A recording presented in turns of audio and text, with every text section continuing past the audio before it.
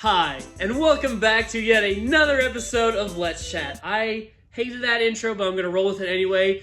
But as for this episode, I think a lot of it's going to resonate with the common working man.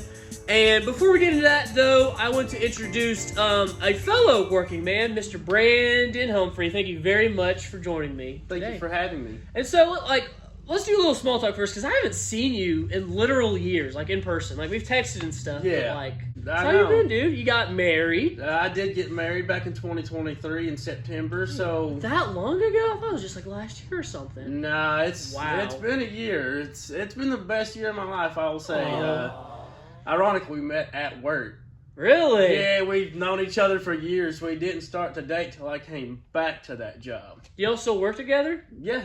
Oh, wow. Yeah, it's probably one of the best experiences I've had in my life. Oh, I feel like there's a common thing of trying not to work with your partner, but do you guys make it work like that? Yeah, we work together, but we don't work together, if that makes any sense. Are you guys in different departments or something? Well, we're in the nursing field. There's your CNAs that get treated like absolute dog water. That's where me and her are. We're stuck in the dog water. My wife, she only works 2 days a week, though. Oh, wow, good on her. I know. I do more of the working because she's been getting fed up at work, so she's like, I'm just going to go down in 2 days. So that's fine. Wow, I'm surprised they let her do that. I am too. But here's the thing, they took her down to part-time since she did that, so now she has no benefits or anything now? No benefits. Oh. So when we have to go in and re-enroll our benefits, I have to put her on my insurance, which is fine. Yeah. It don't bother me one bit. I mean, we should have done that to begin with. And that is the perfect transition, because today's topic is awful jobs, and more so specifically, I want to talk about the dead-end job. So how would you define what a dead-end job is? To me, a dead-end job is if you don't enjoy what you do when you wake up and go to. I've had 4 of them. Stripping tobacco. Of course, it's nursing, Mm-hmm. Then I also work down here at this restaurant down the road here. Not the funnest pile of doo-doo, but I think your definition was very, plain and simple, which is perfect. I would say, on top of that, it's a job that it doesn't necessarily have to be awful. You can still like it and enjoy it, but you don't really derive fulfillment from it, or you feel like you're not really meeting your full potential as you should. I was always told, even when I was little, that if you love what you do, it's not a job. Exactly. So if you love being a cashier, saying hi to people, if you're a people person, if you wake up every morning, get a cup of coffee, and be like, I love my job, more power to you. That sounds like the dream, no matter what you'd be doing. Yeah, right? But, subcategory here, I want to talk about management. Do you have the firm belief that management can make or break a job? Oh, yeah, 100%. I was actually talking to a few coworkers yesterday. I said, if your management does not have enough respect for you, they're not getting the same back. Exactly. It's a two-way street. My job, of course, most crappiest one, literally and metaphorically speaking, our management there sucks. Real bad. Really? They want you to do everything. Mm-hmm. Their baths, etc., which I can understand. Yeah. But 90% of the time, I'm back on the station that I'm always put on by myself. We all joke, we're like, man, they treat us like dogs, but all they do is sit in their dog houses. Oh, I like that. And I feel like a lot of managers these days don't understand what it's like to be out there with the actual working people. Now, there are some that were CNAs at one point, which is actually the unit coordinator that's on the station I work for. Mm-hmm. She used to be a CNA, so she understands the pain and the grieving that we have to deal with. Yeah. But there's a lot that are running the place right now that don't know jack squat about what it's like to be us, and they start giving us these 100 things of to-dos and the one thing not to do. And it's like, why all this?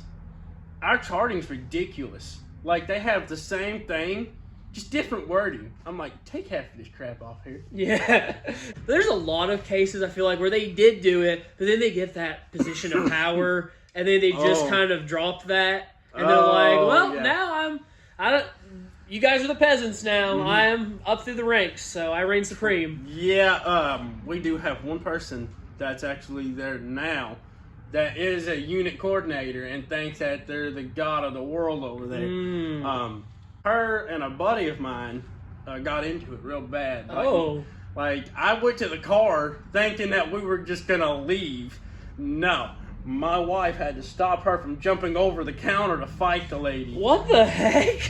Yeah, because we're just gonna put the play out there. So we're just gonna say this is a board, right? Oh, okay. So they literally, my wife and her would always put up things, like brush their hair every day, blah blah blah blah. When you can, not a big deal if you can't. Well, the unit coordinator that what used to be a CNA would go. Oh, I hate that. As if she's the one that put it up there. Because nobody at my job, including myself, I hate doing it because I can't do it. Hair. I can't deal with hair. It's not that I don't want to. It's that I know if I try to brush their hair's going to look a lot worse than it did before. So it's going to look like it didn't get brushed. Yeah, you got to do what your strong suits are. I just leave it alone. But she walked up with a resident's hair. Like it was a big blob about that big. Oh. And they said, you need to do a better care at running your station. Just jokingly. Wasn't a great move. That's when she walked up to the board and just went like that. I'm like, oh. The only reason I know this is because she came out mad as a hornet, got in her car, backed up, and flew out of work. Ooh. I'm glad you brought that up. Not necessarily the fighting part, but just like the belittling, passive aggression. Yeah. Because I've discovered, I've dealt with this too much. The worst management I've ever dealt with, and I've got stories for this too, is when I've worked under a married couple. Like, I'm all for supporting mom and pops. Working for them, though, not so much, because I feel like it's very rare that you work for one where it doesn't turn into a them versus you type thing. But there was one instance. I worked at a storage unit facility. I'm not going to say their name, and I still support them. The owner themselves are an amazing person. Never caused me any harm. But the management, it was literally this married couple, then me, the lackey at the very bottom. When I first got there, it was all rainbows and sunshine. They'd go and get me sweet tea from Arby's and really buttered me up. It was a facade is what it was. Oh, yeah. Because then later, they got comfortable and they knew, oh yeah, we can whip this guy. Because it wasn't even so much the wife, but the husband who definitely projected a lot. Because he would get onto me for the littlest things. It's like if it pretty much rubs my nose in just the littlest things. For instance, one time, he asked me if we had any envelopes on file or whatever. And so I checked. I'm like, yeah, we have about 2/3 because we were about to send out invoices for the storage units. Yeah. And then literally the next day he comes in and he pulls it out, the envelopes I counted. And he goes what is this? I go, that's the envelopes. And he goes, yeah, that's only a half. I'm like, yeah, I said it was about 2/3, and he was giving me grief. He's like, that's only half. Sorry, I was 16 to 17% off there, and it was more than enough than what we needed. Yeah. But this is what really did it. One time, the wife, she came to me one day, just while I was during the middle of my shift, just showed up out of nowhere. And I will admit, I'm a pretty impulsive worker, but I always have good intent. If I see something that needs to be done, I try to jump on that. Sometimes it's something that doesn't need to be done, and that could bite me in the butt. But anyway, she and her husband noticed this, and one day, out of the blue, she just looks at me, she goes, do you have ADHD? And I'm like, the correct answer would have been, that is none of your business. But me being thrown off and being asked this by a person in a position of power, I said, no, I've never been diagnosed. She's like, okay. Then give it a minute later, we're doing whatever. And then she goes, what about anxiety? Do you have anxiety? Once again, correct answer was, that is none of your business, and I think you need to stop pushing me with all of this. That's harassment at that point. That is, and it violates actually some disability act. I'll put it on the screen here. But anyway, once again, I said, well, I did have generalized anxiety at one point. She goes, oh, that's it. And then that was the end of conversation. And so when she came back later, I asked her, why did you ask me that? I kind of didn't feel comfortable with you asking me that. She goes, well, you're just very impulsive. It's nothing to be ashamed about. I have ADHD, and I'm glad you're proud of it, but to have it in this context to where it's almost belittling, I don't appreciate that. Yeah. But anyway, move on later. Me and the husband, we're like dogs at each other's throats. I hated the guy's guts. He hated me. Heck, I had him on Facebook, and then at one point I just decided to unfriend him, whatever. And then he takes it a step further. He blocked me. Oh. Yeah. Which I didn't That's petty. Yeah, pretty much. Well, admittedly, at my very last shift, I did leave a letter where I wasn't threatening to sue or anything, but saying, you guys did this that really shouldn't pass, and you're very lucky that I'm not someone that would take advantage of that. And then, like a month or two later, I ran into the wife at McDonald's, and I'm just trying to ignore her the whole time. It's like, I'm in the room with the devil right now. And she looks at me, gives me this stern, like, disappointed mother look. We read your letter. And I go, oh, yeah? And she said, I only got one thing to say. Disappointed. And I just went... Speaking the truth. Yeah. That's all I got to say about it. Speaking the truth. Yeah, you want to talk about disappointed. Right over here. Listen, I'd be disappointed if somebody came up and asked me if I have ADHD. Truly and honestly, I have been diagnosed with it. But that's none of their business, though. If my boss came up to me today and asked me that, I said, that ain't none of your business. On top of what you were saying, like, management, all crappy jobs do have their good outlooks to it. Yeah. Such as the stripping tobacco. I hated that job with every fiber in my body, but for one, I needed the money because I was teaching myself how to play guitar. That taught me how to withstand the cold a little bit. Yeah. I mean, right now I'm burning up. Like, I'm not even gonna lie to you. That job I did, and this is not me saying this to be racist or anything like that, I worked with a bunch of Mexicans. Oh, interesting. So when they would start speaking Spanish to each other, I'm over here thinking, what are you talking about? I wish I knew what you were talking about. Let me tell you, my very first job was at a Mexican restaurant, and like they were pretty bilingual. There were some that's like English was rough. But I would tell you, it is fun working with them. That was probably one of the most lively work atmospheres I've ever had. I will say the stripping tobacco with them, it was pretty lively. It was great. Yeah. When nobody was looking, we'd take the tobacco sticks and whack each other with it. just for the fun of it, because we would just have fun. But I didn't get paid much there, I'll admit. It was like $120 by the end of the week. Like that is brutal. It was brutal. It was hard. Only reason I didn't go back was because I was tired of getting up at 6 o'clock. No, I'm sorry, 4 o'clock in the morning. We would work from 4 to like 9. Oh. Yeah.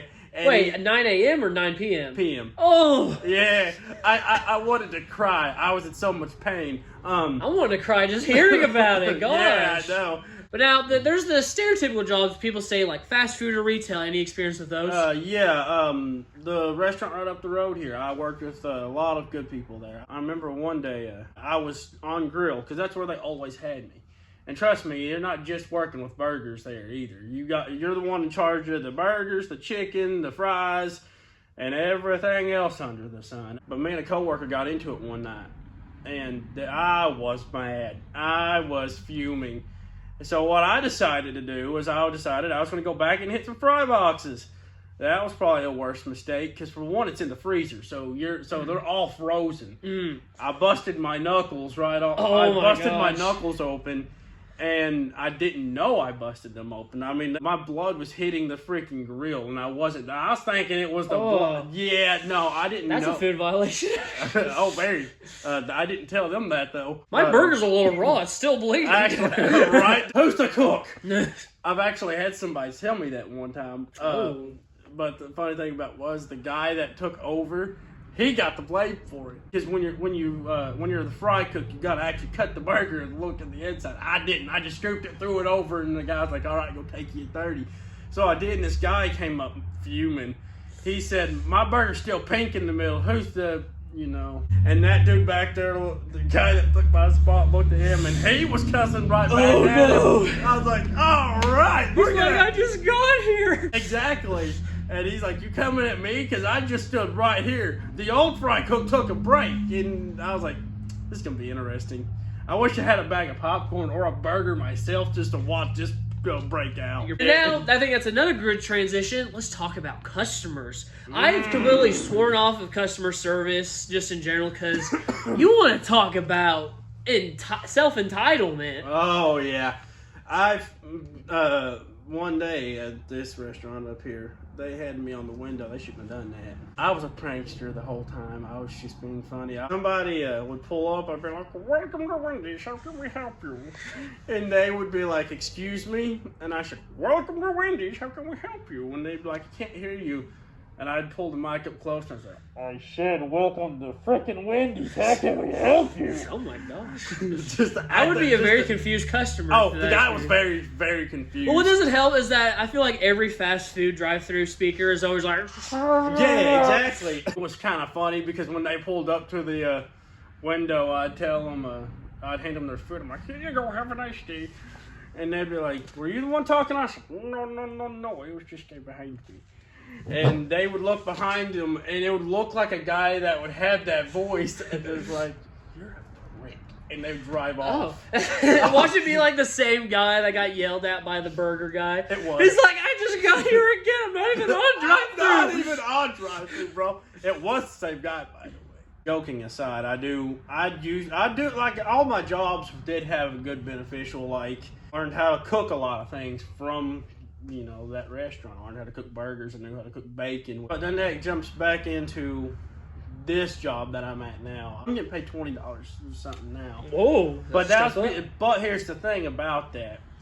That's with the $3 incentive that they had to put on our base pay, because everybody was going to leave if they took that away, and they did, but they put it on base pay. So we were all making $14 an hour wiping butt, while people out here that were flipping burgers were getting paid more. I made the joke. I said, why don't we, if these people out here flipping burgers and getting paid like $16 an hour, why ain't we getting paid $20 for flipping your grandma?